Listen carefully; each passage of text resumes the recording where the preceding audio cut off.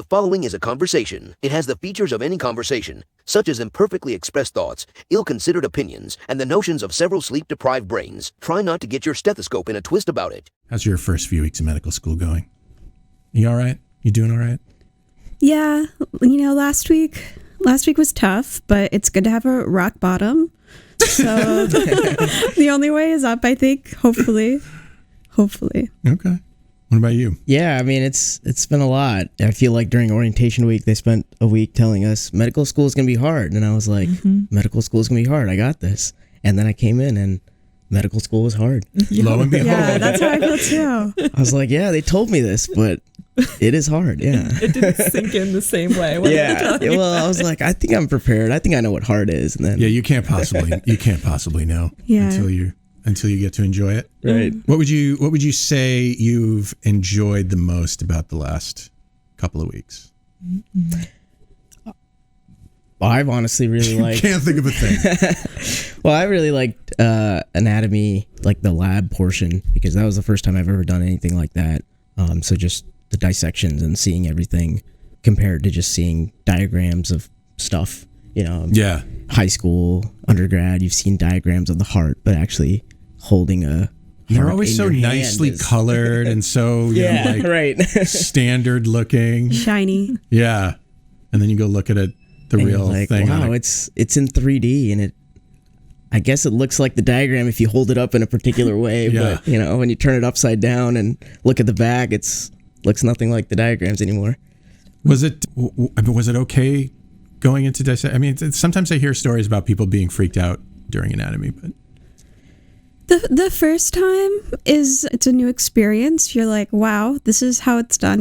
I think being within the group, it's a little bit more shielded, I guess. I went in once during a weekend, and I was getting into our body donor by myself, and that's kind of when it really hit me at first. Yeah. I was like, wow, this was a person. Yeah. Good. What about you? Most enjoyable? Even though we've only had like 3 weeks of lectures, I feel like I've learned so much that connects to cases that I've seen in the clinic in my previous shadowing experience. So it's nice to have those puzzle pieces really coming together. Nice. What about finding your people? You found some people? I found all the lecture people because I'm also a lecture person. I think we're all lecture people here. So you haven't succumbed to the temptation yet of the recorded lecture. I'm kind of a hit or miss. She looks like you might be watching it. Yeah, maybe some of those 8 a.m.s. You don't need to feel guilty about it. I'm just not responsible enough to not go to lecture. Like, you think it's the other way around, but the truth is, like, you have to be really responsible to, like, know that you're going to sit down and watch them. In the margins of medicine, it's the Shortcoat Podcast. Weird news, fresh views, helpful clues, and interviews. By students, for students. Subscribe to our weekly show at theshortcoat.com. Welcome back to the Shortcoat Podcast. This is the show that gives you an inside look at medical school from the students drinking from that fire hose, a production of the University of Iowa Carver College of Medicine. I'm Dave Etler. With me today in the SCP studio, a bunch of M1s, fresh from wherever they came from. Smile vaguely, but non-threateningly at M1, Sri Nandakumar. Hello. Did I do it right? Yeah. Nice. Give a brisk but friendly nod to M1 Fallon Jung. Do, do, do, do, do, do, do. And be sure to pump her outstretched hand vigorously for far too long. It's M1 Jacquelyn Nielson. Yeah, I love handshakes. I'm so glad you guys have decided to join me. I hope this doesn't put you off from joining me again at some point. I also hope that. But this week we've got a listener question from Thomas, who wants us to talk a little bit about how you guys came to the decision that medicine was your career path among the many that, smart people like you could have chosen. Let's hear from Thomas. Hey, my name's Thomas. Love the show. I'm a recent Bachelor's of Chemical Engineering graduate, and I'm considering a more service-focused career, which naturally led me to exploring healthcare and med school. Naturally. My questions are, 1, how did you all overcome self-doubt in your career discernment process? And 2, how did you decide between good options? That is a great question. I don't know. Like, I don't know if my personal experience is applicable to you, Thomas. I'm 53 years old. I've only recently come to realize that I'm where I probably should be. What do you guys think? So why don't we start off by talking about what we studied in school versus what we're doing now? Go ahead, Jacquelyn. So I wasn't a pre-med in school. I thought I was going to just be in research for the rest of my life. And the specific science that I'm interested in is molecular biology, genetics, and cell bio. And we should say you're a medical scientist training program. Yeah, so you're working towards your MD PhD. Yeah, you don't have to decide sometimes. Sometimes you get to do everything that you want to do in a career. This is your vast hedge in your, in your plan. Okay. What about you, Sri? Yeah, when I was growing up, I could kind of see myself doing a lot of different things. Maybe I just had a good imagination. I don't know. Fireman, astronaut. Yeah, I mean, I'd look at something, I'd be like, that's kind of cool. I could do that. I want to do that, but I can't do everything. But a couple things I was really interested in. I was interested in medicine, definitely. So it's good to be here. I also really liked airplanes. That was something that interested me a lot. And so my major in undergrad was actually aerospace engineering. Why did you choose that over all of the other ones for an undergrad major? For an undergrad major? Well, so, I always had medicine in the back of my mind, and I know that you can major in anything to do that. Sure. So I figured, well, let me try exploring something else I'm interested in. Yeah. And so, initially I grew up in Seattle, and so that was very close to Boeing. So at a young age, I remember going to the Boeing factory and seeing them make airplanes, and I was like, this is incredible. And so I did study aerospace engineering. I took all the bare bone pre-med requirements as electives. And so going in, I made sure I would be able to do that. You had a backup plan, it sounds like. Yeah, I did. And, after I graduated, I did work a few years as an engineer in industry, and then before coming to medical school. So, I guess, the listener is in a similar boat where I was, I guess, in a career thinking about changing his trajectory to medicine. Fallon, I looked you up on our database. Doesn't say much, but it does say that you were a classics major. You got a classics degree. I did. So the truth about that is I don't mean to expose you. No.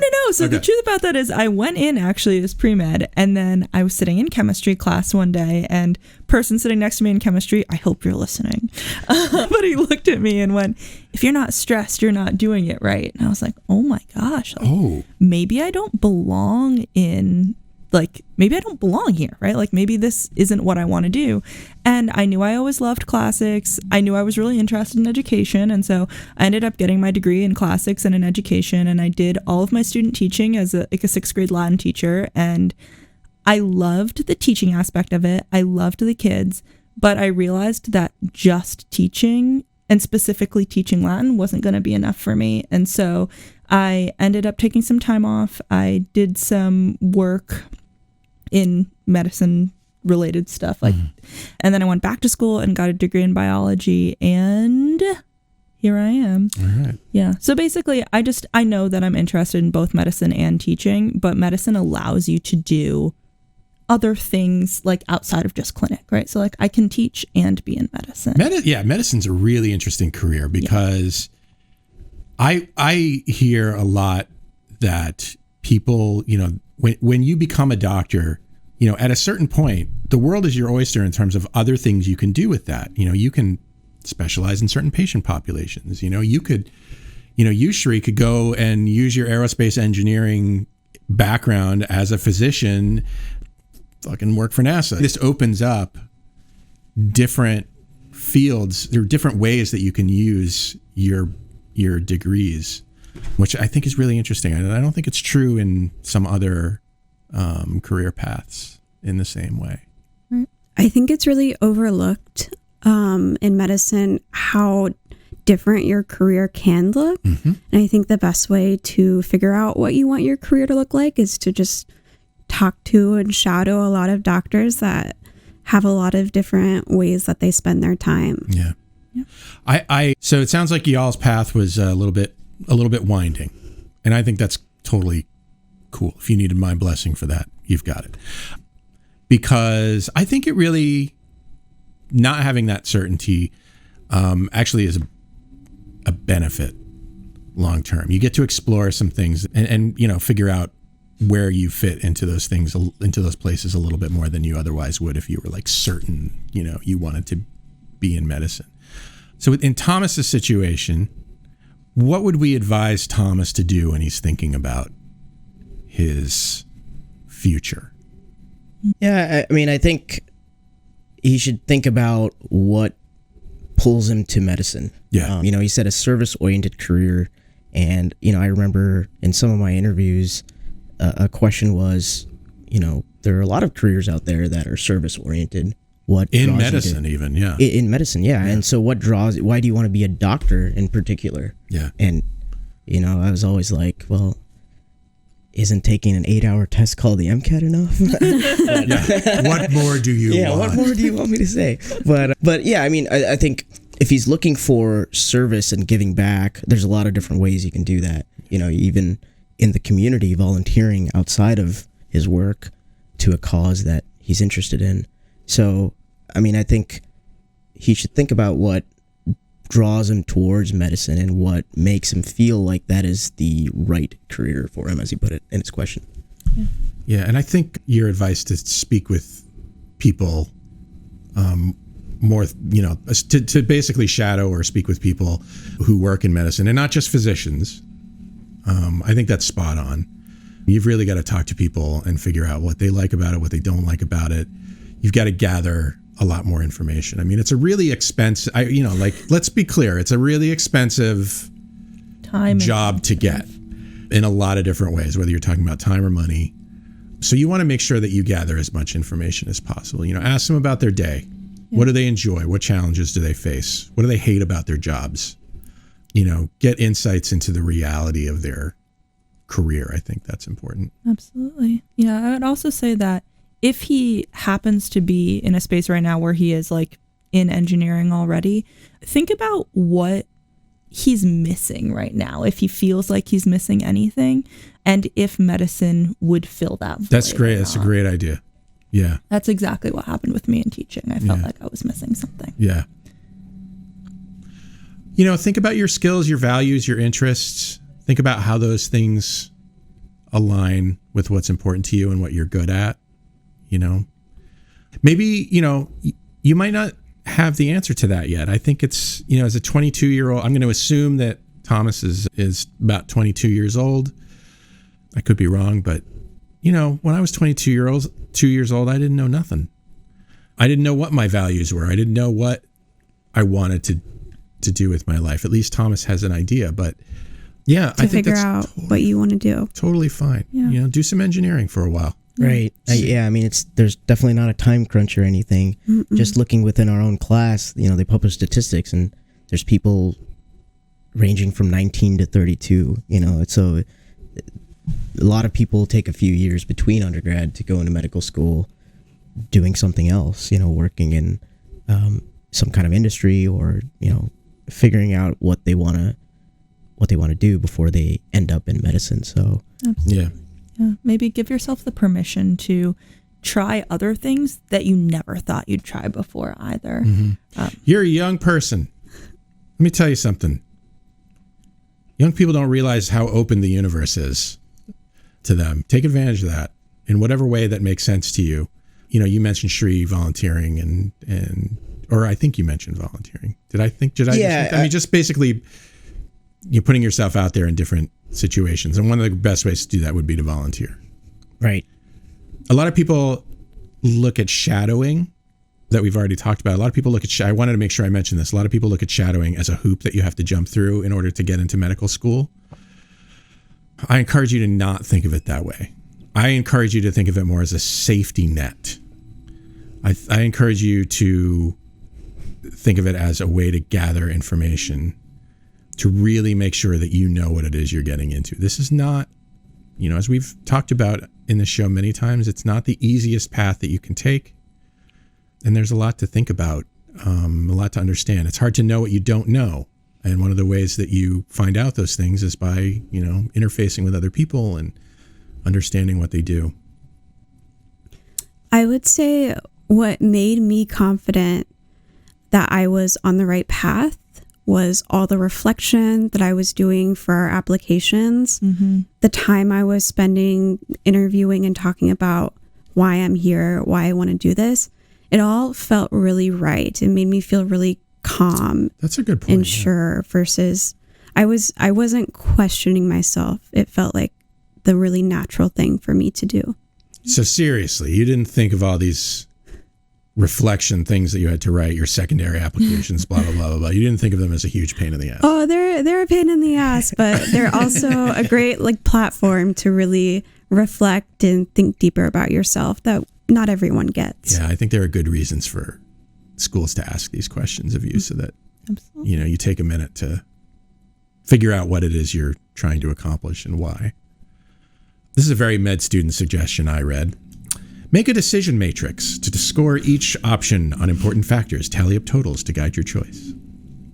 I mean, yeah. If that works. That's a formal way of doing what we said. If that's you, Thomas, you live your best life. But I also think the mushy things inside of you also have they should have their proper say. We've already established it. Yeah. Vibes are important. Vibes are important. Shortcoats, if you're enjoying our conversation today, I'd be grateful if you'd let people know by posting a story on Instagram or Facebook or tweeting about us. And don't forget to tag us in your post. Thank you. Did you fantasize about your future career? Yes. Because this is one bit of advice that I read, which is imagine yourself in your future career. Which vision gets you more excited and motivated? Ooh, it's like a vision board. I don't know if that's how make a vision board. Yeah. I don't know if that's how I work, but equally imagine the things that you don't want your career to look like. Yes. And I think that can help you narrow down some choices as well. Yeah. Okay. Yeah. I feel like I need a... I never want to be tied to my desk 40 to 60 hours a week. I want to be able to be up, doing things, going different places, talking to different people. Okay. Yeah. That's wonderful. Yeah. I actually remember specifically making a list about what I wanted my job to look like and what I didn't want my job to look like. This was way back in the day. But yeah, I didn't want, for example, to be working on holidays. That was something I want to be able to spend time with my family. So, yeah. That will come. Yeah. Well, hey. Once you get a professorship, then you can not work holidays. Hey. We don't want to rain too hard on you. Just let me hang out in my bubble for a in my while. happy place. It's something that I would like to aspire to. The other thing is, you can choose your specialty based on these ideas. Yeah. Certainly not every specialty is going to end up working on when you don't want to work. So. Thank you, Dave. That was a nice save. Yeah, I think it's a good way to kind of set your priorities. Residency, not so much, but okay. Yeah. Right. Sorry, I didn't mean to interrupt. No, you're good. I was just going to say it's a good way to kind of figure out what your priorities are for your career. I mean, you might get into a trap where you're like, this is my ideal career, and then every job has a little bit of stuff mixed in that you don't necessarily care. Not for me. I enjoy every single aspect of my job, every scrap of paper that I moved from one place to another when they were happier where they were, every form that I fill out. Oh, it's such a joy. Wow. You really made it. I know. Wow. I know. Do they have every time the form gets sent back to me and they're like, you did the wrong form. Love it. Then you just got to do more forms. Exactly. Maybe can you set up a desk for me over on that side and we'll yeah. I'll drop out and then I'll become Little Dave. Little Dave. You can do an internship. Yes. A Dave's apprentice. I love that idea. I've always wanted a little Dave. Yeah. There's one other thing we haven't talked about yet, which is very few decisions are permanent. So true. You can change careers. I know people who have changed careers from one field of medicine to another. Does it mean you have to work harder? Yeah, you got to go back through the match, for instance. You got to do, a new residency, all that kind of stuff. There's nothing that says that you can't do that. And I know a guy who went from internal medicine to radiology, like later in his career, and it worked out. Even if you decide, I think the scarier version of that is to decide you don't want to be a physician after you've already begun, because there are some sunk costs involved in being, proceeding some way through medical school and residency training, which is, why I so strongly encourage you to look at your options really closely and make sure that you understand what it is you're getting into. Yep. You don't want, I think the least ideal option in this case would be to get through some portion of your residency training owing a whole bunch of money that you're going to have more trouble recouping if you change gears. Maybe changing gears from doctor to engineer might not be so bad in those terms, but it's something to think about. Yeah, there are some situations, I think, where you can go into consulting if you have an MD, but you don't practice, or you can work for the biotech companies. Yeah. So. And honestly, I would like to, I don't know, I know that the whole job of a state medical school especially is to create physicians for the state. I get that. Mm-hmm. And I get that we, for that reason, don't really want to talk about the people who maybe just want to get an MD and not practice medicine, because that's not what we're kind of here to do. But it happens. People do it. I think people don't talk about it when they do that just because, they don't want any stigma associated with that. I feel like we could be a little bit more open about it, though. Yeah. I think it's all right. Yeah, I feel like there's a decent amount of MDs that are in research, for example, innovating, creating new therapies and stuff, and that's what advances the field. And university has a commitment to research. Yeah. So, it's still serving Iowa in a way, just not as a physician seeing patients directly. Yeah. Well, I think, to be clear, I think that's among so if we were going to divide careers into acceptable and unacceptable based on the mission of the college, which is, that's not how I look at it, but, then that would certainly be among the acceptable ones. I think the ones that people are more hesitant about are the ones where they're like, I went to school and got my MD and then I became a business person. Like that, my perception is that feels a little less like something that we, sort of want to encourage people to do. I have no problem. I just want you guys to be look. I don't care if you here's a little secret. I don't care if you guys become doctors or not. Okay. What I care about is that when you get out of here, you've got a career that you enjoy and that you want to be involved with. However, I am paid to care that you become a physician. Well, we already established I'm going to become Little Dave here.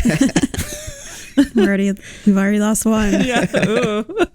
I'll tell you what, if you become Little Dave, you can call me Davette. If you become Little Dave, but you have your MD, then I'm still happy to call you Dr. Little Dave. Ooh, okay. Okay.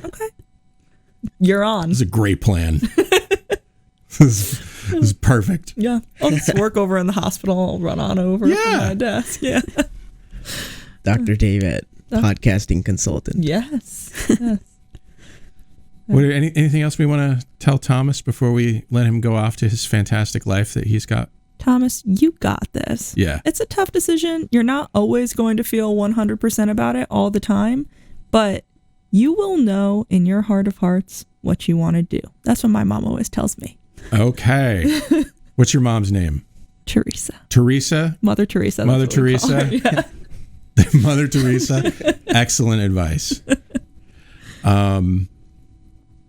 Yeah, and I guess, so there's still going to be times when once you've made your decision, there's still going to be times when you're having imposter syndrome or you're, sort of doubting yourself. It's cool.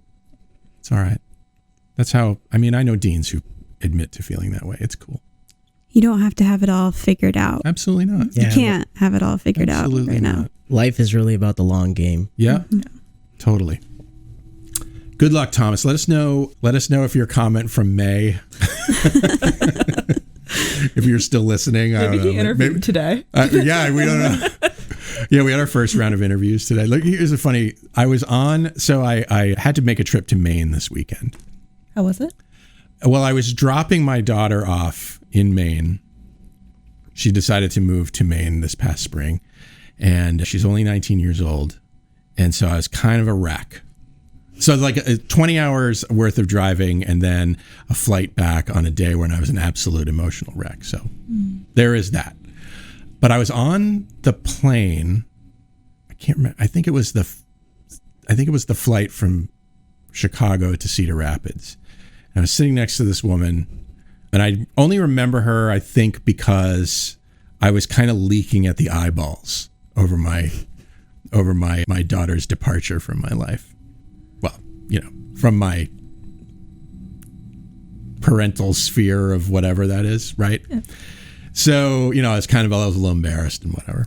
And so I just happened to notice the people around me, and I realized, no, nobody's paying attention to me. It's fine. Then I was walking down the hallway here the next on Tuesday, and I'm like, there's that woman. She was sitting right next to me across the aisle. It turns out she's applying to medical school. She was like, oh, I said, I'm pretty sure I sat next to you on the plane. She was like, oh yeah, you're the poor sad guy. Well, she probably had her own whirlwind. I know, right? The great thing about planes is nobody watches anybody else on a plane. I think. Well, hey, if she was nice and empathetic about it, that's a little point for her, right? Well, I should have asked. I just thought that was kind of a weird little coincidence. It seems to happen with some regularity on flights from Chicago to Cedar Rapids. So not many people make that flight. I mean, right? Exactly. So yeah, she had her interview today. Oh, well, good luck, you. Good luck, you. Yeah, first interview day. Very nice. Yeah. Hope your other ones come rolling in. Yeah. Was interview day scary? Do you remember? You remember? Come on. Well, and I was on Zoom, so that changed things too. But it is nerve wracking. But for me, it was nervous. We had, I think, in your year, unless you deferred enrollment or something. All of the MSTP interviews, at least last year, were all virtual. Oh, okay. All right. So didn't really have a choice, even though I was in Iowa City. Oh, okay. Yeah, sure. Okay. Do you remember my first interview? I remember you being here. I remember you introducing yourself. Yeah. So I popped it. So I applied twice, and the first time around, I had been listening to the podcast a lot, and I was like, oh my God, it's Dave's office. And so I was walking to my I love this, by the way. I'm going to be honest, I eat that shit up.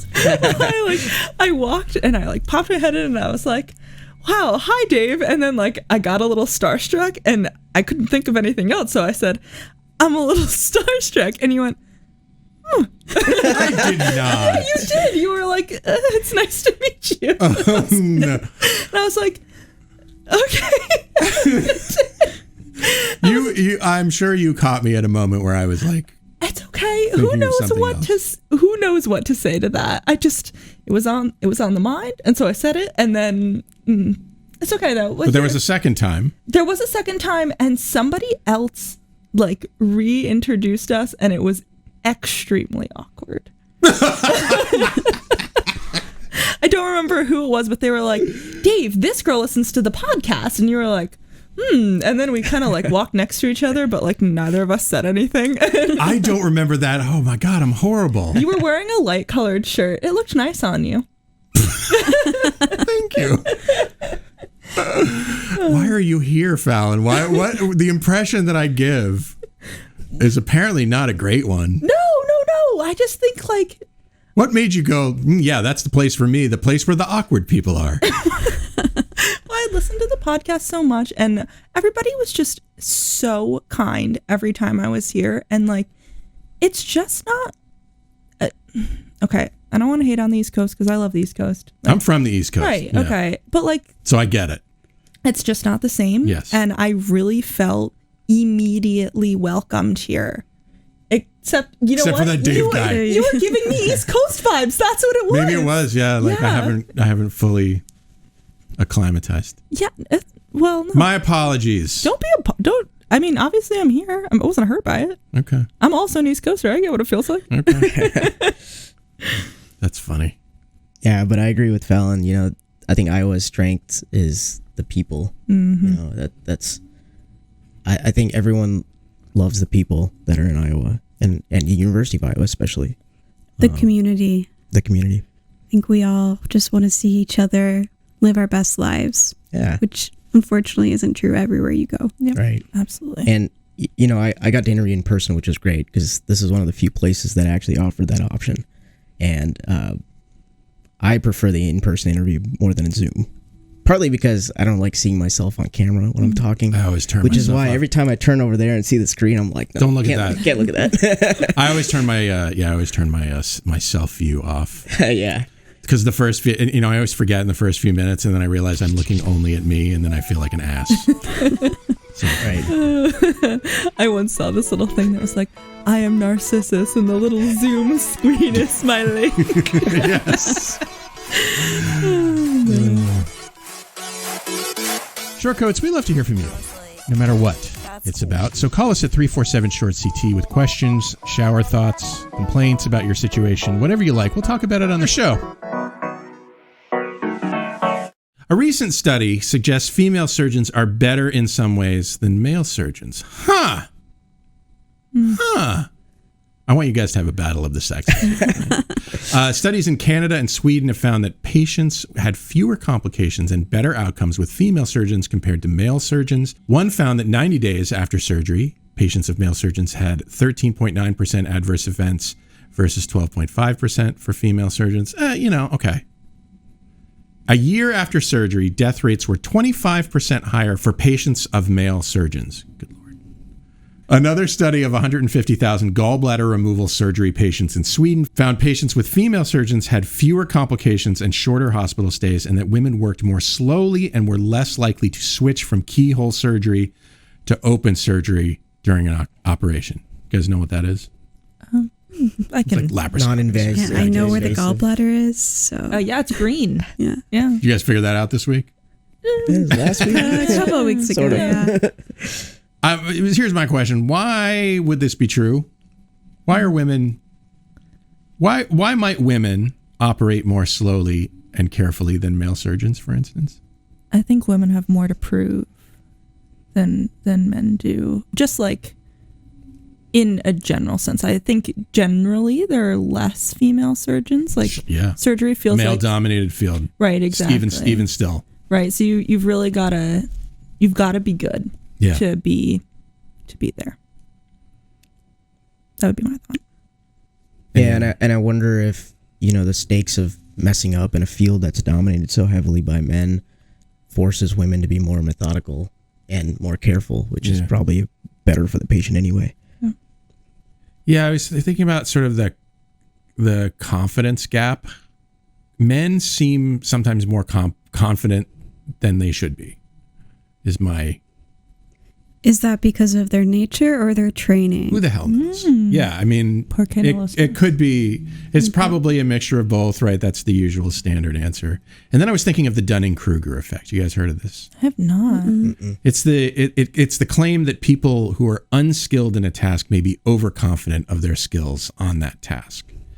And I think by unskilled, and it's not like people of low intelligence or people who don't know what they're doing are more confident. It's basically more task specific. So let's say I'm a physician, I'm a surgeon, and I'm doing a surgery that's less familiar to me, right? I may be more confident than my skills warrant in that particular task, even if I'm really good at other things. Whereas maybe women are more encouraged, I think, in general, to be more self-evaluative, I guess. I don't know. This is all kind of just garbage that I pulled out of my... I feel like generally women are sort of pushed to be a little bit more... What is that word that we use to... Collaborative? No. Careful? Car accident? I know. Does it start with a C? No, this is always happening to me. I will think about it and I'll just let you know when it comes back to me. Okay. Yeah, there's there's sort of a stereotype of women being collaborative versus men who are sort of more authoritative, especially when they're in, I don't know, positions of relative power. Is that something you guys have noticed or experienced? Self-deprecating. That was the word I was looking for. In all the stuff that we do, whether it's looks or, like jobs or that sort of thing. And it's not like to a humongous extent all the time. Some people may disagree with me, but I know people who have been advised by their clinical evaluators, like, hey, you don't need to be so self-effacing. Yeah. You don't need to crack as many jokes about how you do your job as a student, all that kind of stuff. Just do it. Keep doing the things. It's fine. Yeah. Women are also better at multitasking. Are we really? Yeah, I think so. Look it up. Maybe because of the look it up. Do your research. The societal, expectations of us just have made us have to multitask, raise a family, have a surgery career. I have such a limited window into these things that we're talking about right now, because it's not like I know every woman, and it's not like I've studied this extensively, but I do feel that my wife is way better than I am, and way better than I am at these things. So I'll buy it.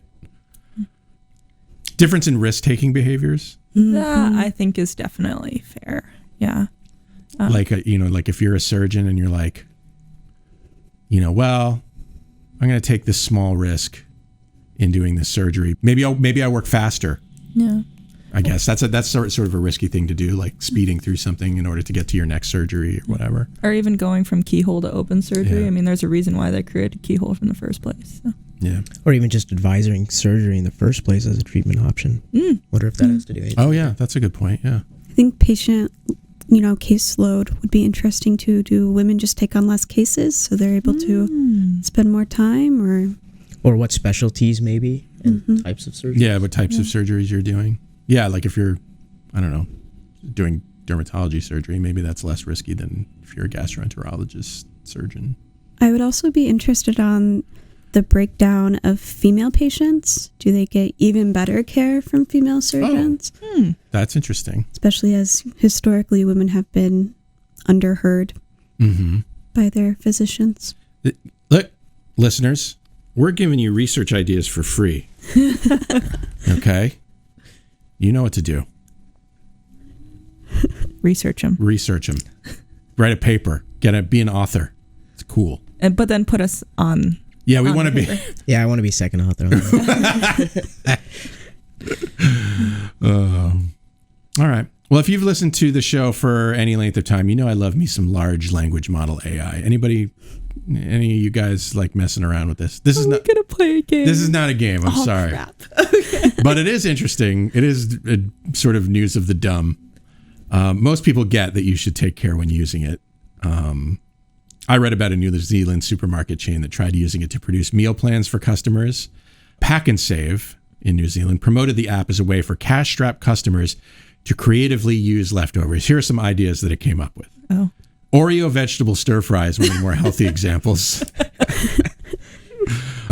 One of my favorites, Methanol Bliss, which was sort of a French toast with a paint thinner twist, I guess. Methanol Bliss. Ant poison and glue sandwiches. Another favorite of mine, aromatic water mix, which was basically a solution that would make chlorine gas. I like this. The app said it was the perfect non-alcoholic beverage to quench your thirst and refresh your senses. Though it did note that inhaling the fumes could cause issues like death. Oh, it noticed that? I mean, look. It's self-aware. It is. The company blames users for using the app in inappropriate ways. This happens every time. Look, companies, every time you release a chat app, people are going to mess with it and it's going to generate news stories. Maybe just don't. You know what I'm saying? Like wait a little longer? Maybe just wait. Yeah. See what happens. See what happens to your dumb app. We need clinical trials for AI apps. Yeah. I use it all the time. Ooh. I use it all the time. I talk to it. It has a microphone. No app part, but like I'll have a little conversation. Oh, you chit chat. So I chit chat with it. Oh, okay. Sometimes if I'm, or like one of my favorite things to do is, if I'm thinking about something and I can't stop thinking about it, like I'll go to an image generator and start generating images of that thing, or sort of editorial images of that thing that I'm thinking about. Like for some reason, one day I was thinking about Emperor Palpatine from Star Wars making chocolate chip cookies for the stormtroopers, and I was like, I gotta make this a thing. Things like that. Yeah, coming from the engineering world, I can kind of sympathize with this company. I don't know how much testing and I'm gonna say not a whole lot, but there are just some things that you just cannot predict. One of my mentors at my old job used to say, "It's hard to make something foolproof because fools are so ingenious." Yeah, I mean, you they were think of all the different scenarios in the world, and then someone else comes in and does something you're like, wow, I would never expected this would have happened in a million years until I actually put it out there. That what happened is they were like, because the conceit of this app is that you could put in ingredients that you had on hand and it would give you recipes, right? People were like putting in ant poison and to see what it would come up with. Of course. Of course they would do that. They're not going to use it like you think they're going to use it. Good Lord. Sorry, go ahead. Oh, I was just going to say, it feels like an easy fix, though. Like, you try to put in ant poison, and it comes back as like, sorry, this is not a food. And but the problem is we don't know how these things work, really.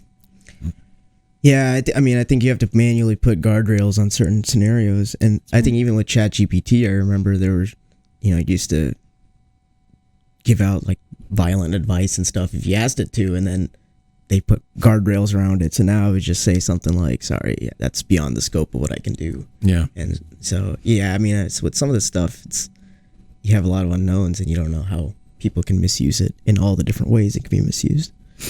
And they definitely for sure make more money. Sure.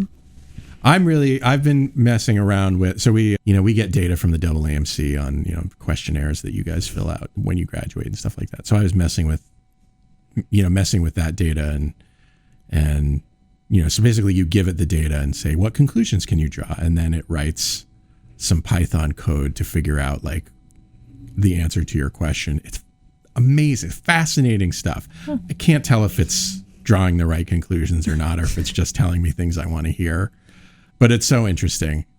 I don't know. Like people are freaked out about AI. I'm not, I feel like unworried about it. This either will age well or it will not. It will or it won't. There's nothing I can do about it other than keep typing ant poison and things like that into it to sort of demonstrate why maybe these aren't a good idea. Yeah. These aren't a good idea or not.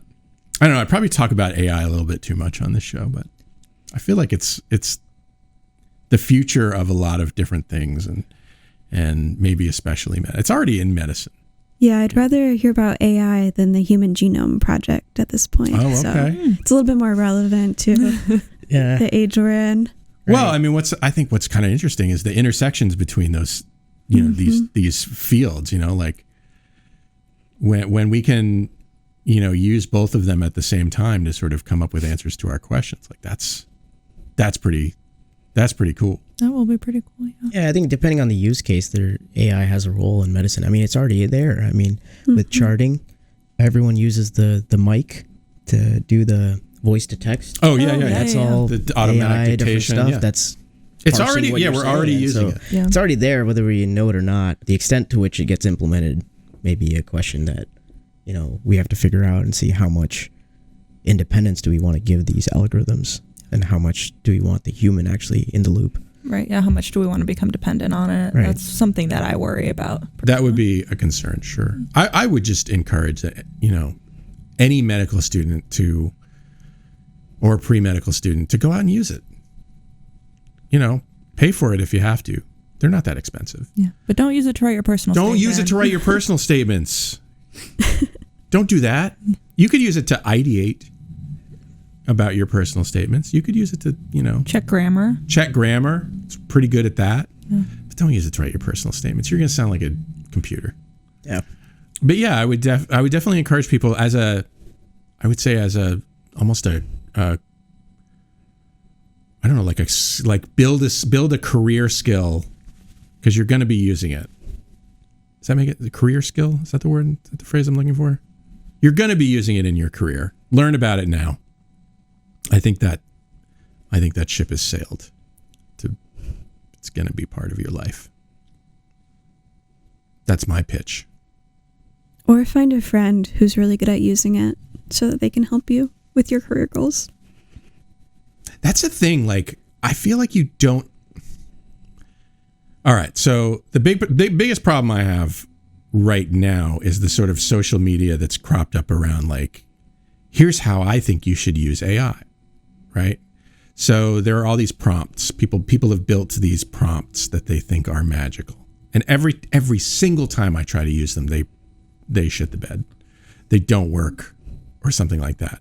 So I think for me, just playing with it and not having a particular agenda is teaching me more than all of this advice that you can get on social media about how to use these things or that. Just play with it. You don't have to know how to use it. That's the beauty of this thing, is that, they respond to natural language. So you put something in and it gives you something you don't want, and you're like, okay, I'll try to phrase that better. But that's the same thing as, me talking to anybody. I'm also not particularly worried about copyright issues, but I'm probably a bad person because of that. Yeah.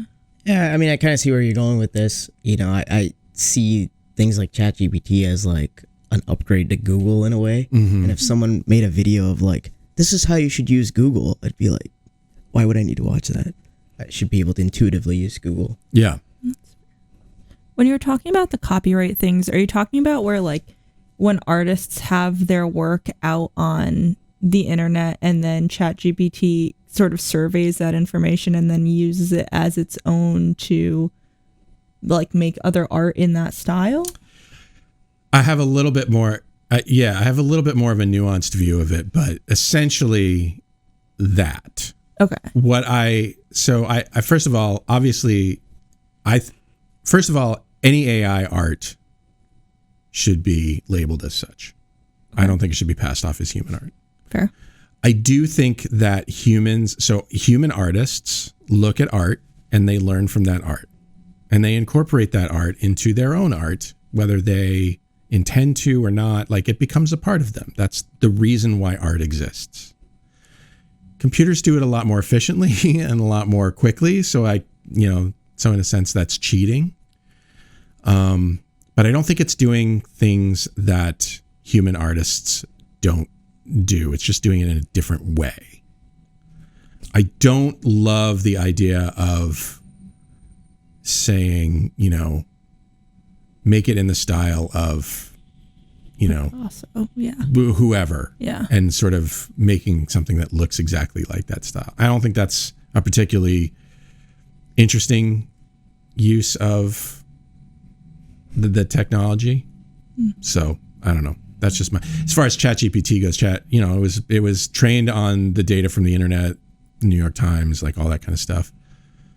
It is possible to, in some cases, get that data back out, basically having it repeat the data that it was trained on. Mm-hmm. I don't know how to do it, but apparently people have sort of figured out ways to make it regurgitate what it was trained on, so that they can find out, for instance, like, oh yeah, you got that right from that New York Times article, for instance. Gotcha.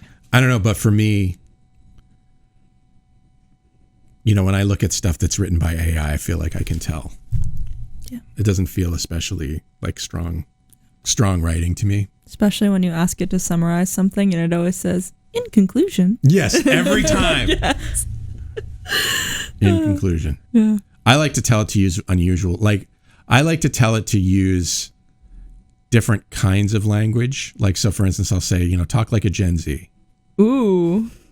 And then it throws in a lot of kind of lame Gen Z slang that's not really, that most, Gen Zers would not use anymore. Well, because like all the data it's based on is like pre-2020 too. Right. So. But it's kind of amusing. Yeah. I have been known to compose an email to podcasters using. That's super funny. Using that little trick. I'm not gonna lie, like I can't even think of what real Gen Z slang is. When you said Gen Z slang, the first thing I thought was, "That's whack, bro." Yeah, that's what it thinks. Yeah, pretty much. I'm pretty sure that's like early 2000s. Yeah. Well, that's our show. Sri, Jacquelyn, Fallon, thanks for being on the show with me today. Thank you for having us, Dave. See, she knows how to do it. Happy to be here. I just always, I feel always on the spot. Fallon and I are going to be awkward together throughout her. We're going to be awkward together. That'll be our thing. Yeah. You haven't scared her away yet, so. What a poor decision it would be if I didn't thank you, Shortcoats, for making us a part of your week. If you're new here and you like what you heard today, follow the show wherever fine podcasts are available, like Spotify, Apple Podcasts, Google Podcasts, and YouTube. The producer of this episode is me, yours truly. The show is made possible by a generous donation by Carver College of Medicine Student Government and ongoing support from the Writing and Humanities program. Our music is by Dr. Vox and Catmosphere. I'm Dave Etler saying, don't let the bastards get you down. Talk to you in 1 week.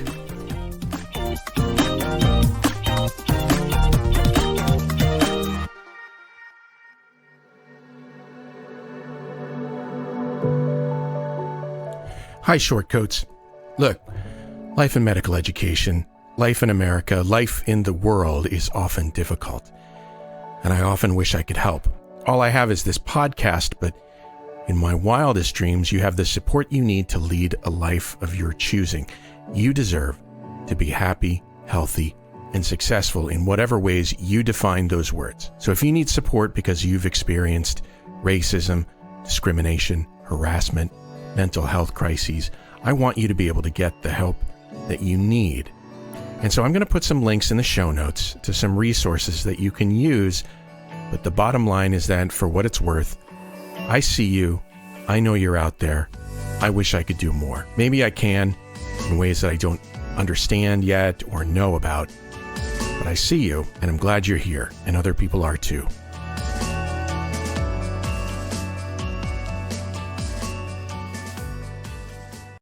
The Short Code Podcast is a proud member of the MedEd Media Network. Inspiration, information, and guidance on your journey to medical school and beyond at mededmedia.com.